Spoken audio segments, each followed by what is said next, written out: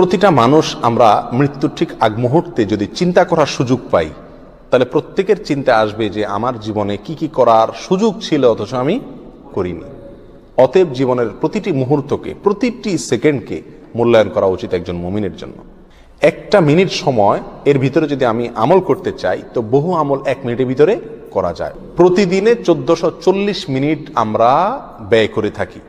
এই 1440 মিনিট থেকে প্রতিদিন যদি 1 মিনিট আমি আমল করি আর এটা নিয়মিত করি আমার মৃত্যু পর্যন্ত, ইনশাআল্লাহ দেখা যাবে আমার আমল নামায় আমলের বিশাল পাহাড় জমা হয়ে গেছে। কিভাবে সেটা, কি সে আমল আমরা 1 মিনিটের ভিতরে এত আমল করতে পারি? কয়েকটা আমরা নজির স্বরূপ বলতে পারি। 1 মিনিটের ভিতরে আমি যদি সুবহানাল্লাহ পড়ি, 1 মিনিট সুবহানাল্লাহ পড়লে 100 বার সুবহানাল্লাহ বলা যায়। এটা পরীক্ষা করে দেখা হয়েছে, আপনি পরীক্ষা করে দেখতে পারেন। সুবহানাল্লাহ সুবহানাল্লাহ সুবহানাল্লাহ গনে 100 বার সুবহানাল্লাহ পড়তে কতক্ষণ সময় লাগে?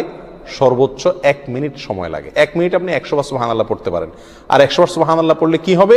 সহিহ মুসলিম হাদিসে আসছে, নবী সাল্লাল্লাহু আলাইহি ওয়াসাল্লাম বলেছেন, কেউ যদি 100 বার সুবহানাল্লাহ পড়ে, আল্লাহ সুবহানাহু ওয়া তাআলা তাকে 1000 নেকি দান করেন। 1000টি বিনিময় আল্লাহ তাআলা তাকে কিয়ামতের ময়দানে দান করবেন 100 বার সুবহানাল্লাহ পড়লে। তাহলে প্রতিদিন যদি আমি 1 মিনিট সুবহানাল্লাহ পড়ি শুধুমাত্র, তাহলে প্রতিদিন আমি 1000 করে নেকির মালিক হয়ে গেলাম। 30 দিনে 30,000। এভাবে হিসাব করেন সারা বছর, সারা জিন্দেগি কি পরিমাণ দাঁড়াবে ইনশাআল্লাহ। 1 মিনিটে আরো কি করতে পারি আমরা?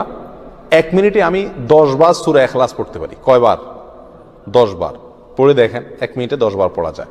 9 বার কমপক্ষে আপনি পড়তেই পারবেন। নবী আলাইহিস সালাম তার এক হাদিসে বলেছেন যে তোমাদের মধ্যে কেউ কি প্রতিদিন একবার গোটা কোরআন পড়ে শেষ করতে পারবে?